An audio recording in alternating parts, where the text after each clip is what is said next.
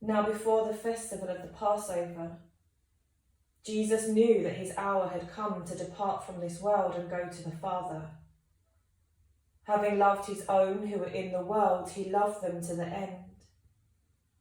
The devil had already put it into the heart of Judas, son of Simon Iscariot, to betray him.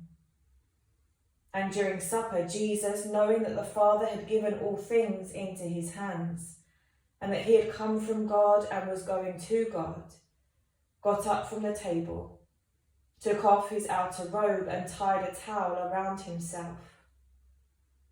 Then he poured water into a basin and began to wash the disciples' feet, and to wipe them with the towel that was tied around him.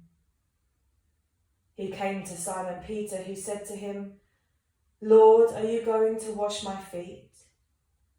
Jesus answered, "You do not know now what I am doing, but later you will understand." Peter said to him, "You will never wash my feet." Jesus answered, "Unless I wash you, you have no share with me." Simon Peter said to him, "Lord, not my feet only, but also my hands and my head." Jesus said to him, "One who has bathed does not need to wash except for the feet, but is entirely clean. And you are clean, though not all of you." For he knew who was to betray him. For this reason he said, "Not all of you are clean." After he had washed their feet, had put on his robe, and had returned to the table, he said to them, "Do you know what I have done to you? You call me teacher and Lord, and you are right, for that is what I am. So if I, your Lord and teacher, have washed your feet, you also ought to wash one another's feet. For I have set you an example that you also should do as I have done to you. Very truly I tell you, servants are not greater than their master, nor are messengers greater than the one who sent them. If you know these things, you are blessed if you do them. I'm not speaking of all of you. I know whom I have chosen. But it is to fulfill the scripture. The one who ate my bread has lifted his heel against me. I tell you this now before it occurs, so that when it does occur, you may believe that I am he.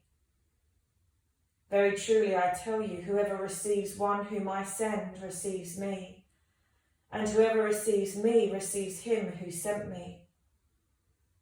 After saying this, Jesus was troubled in spirit and declared, "Very truly I tell you, one of you will betray me."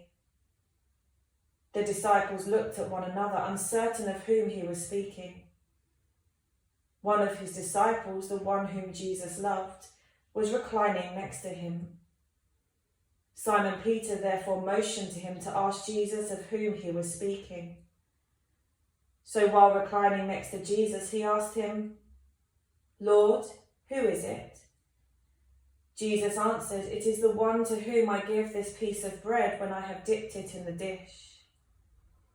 So when he had dipped the piece of bread, he gave it to Judas, son of Simon Iscariot. After he received the piece of bread, Satan entered into him. Jesus said to him, "Do quickly what you are going to do." Now no one at the table knew why he had said this to him. Some thought that because Judas had the common purse, Jesus was telling him, "Buy what we need for the festival," or that he should give something to the poor. So after receiving the piece of bread, he immediately went out, and it was night. When he had gone out, Jesus said, "Now the Son of Man has been glorified, and God has been glorified in him. If God has been glorified in him, God will also glorify him in himself, and will glorify him at once. Little children, I am with you only a little longer.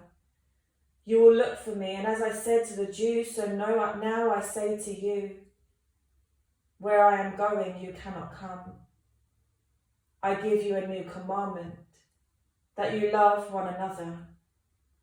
Just as I have loved you, you also should love one another. By this, everyone will know that you are my disciples, if you have love for one another.